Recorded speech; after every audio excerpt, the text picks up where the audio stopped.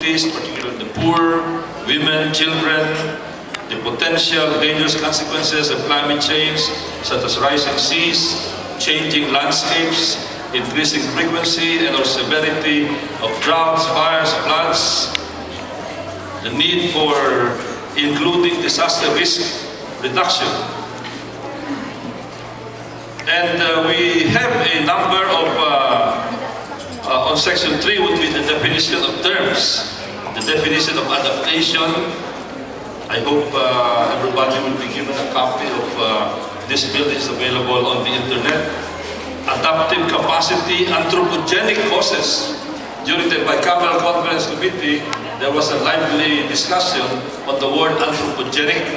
There were some members in the Bicameral Conference Committee who thought that we should shy away from the word anthropogenic because they thought it was too technical to be understood by laymen.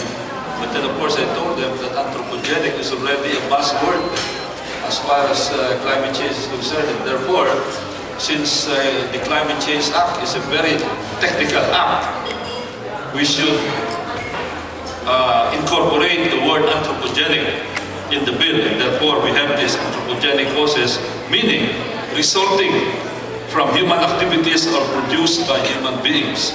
And we have climate change, climate variability, climate risk, disaster risk reduction, DRR, which is again another buzzword of late because of the many disasters that we've been experiencing in the country.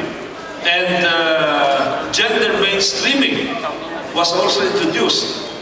And I'm very thankful for the input of Senator Loren Legarda, particularly the Senate, because they were the ones who really emphasized this.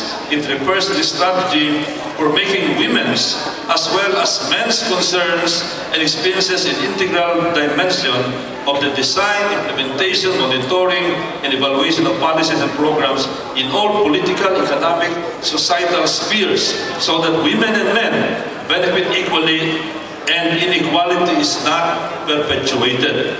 It is the process of assessing the implications for women and men of any planned action, including legislation, policies, or programs in all areas and at all levels. In other words, this is a gender-sensitive act of legislation.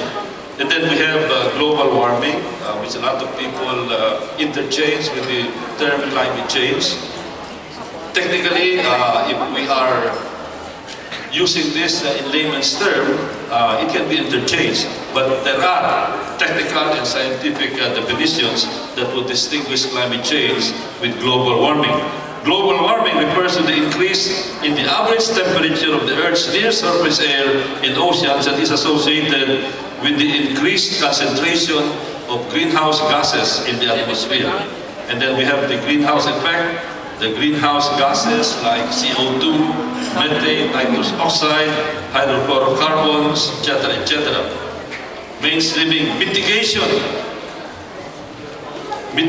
potential, sea level rise.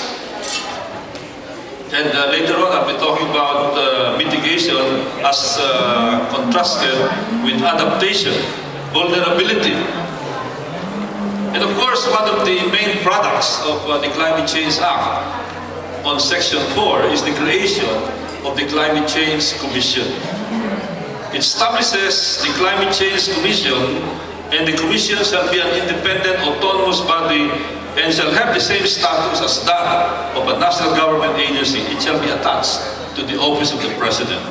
The Commission shall be the sole policy-making body of the government, which shall be tasked to coordinate, monitor, and evaluate the programs and action plans of the government relating to climate change pursuant to the provisions of this Act. Now, it must be emphasized that the Climate Change Commission is not a line organization.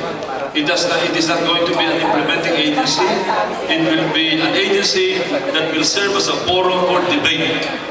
I have to emphasize, and this is my own position, I don't know whether the others would agree with this, that the jury is still out insofar as climate change is concerned. There's still an ongoing debate. There may be some scientific positions right now, but the debate is still ongoing. Is there global warming? If you ask, for example, John Naisbitt cited in his recent book that if you look at the internet, there are more articles on global cooling than on global warming. There was a survey conducted in the United States, around 50% did not believe, according to the survey, that there is indeed global warming. So this is something that will have to be resolved, and it will be the Climate Change Commission that will be the body, the forum for resolving this issue on a continuing basis. There cannot be a one-shot resolution to this issue. The debate will continue. And just to see the kind of multidisciplinary effort that is needed to resolve the issue of climate change, we have a commission that is composed of a number of high-powered officials. Of course, on top of it is no less than the President of the Philippines as chairman of the Climate Change Commission. There was a lot of debate on this. Why the President? Why not, for example, the Secretary of Energy or Secretary of Environment and Natural Resources, or maybe some other person? And the reason we shifted, we leaned towards making the President the Climate Change Commission chairman, is because there is really a need to coordinate the effort of a number of government agencies. And we know how the government works. We know that the cabinet members look at themselves as co-equal bodies, and if the chairman would be another cabinet member, it might be difficult to get the support and cooperation of the other equally important cabinet members. So there will be an advisory board consisting of the Secretary of the Department of Agriculture, Energy, Environment, Education, Foreign Affairs, Health, Interior, and Local Government, because the local government participation here is very crucial. The Department of National Defense, with respect to disaster management in this capacity, in the capacity of the Secretary as the chair of the NDCC, the National Disaster Coordinating Council.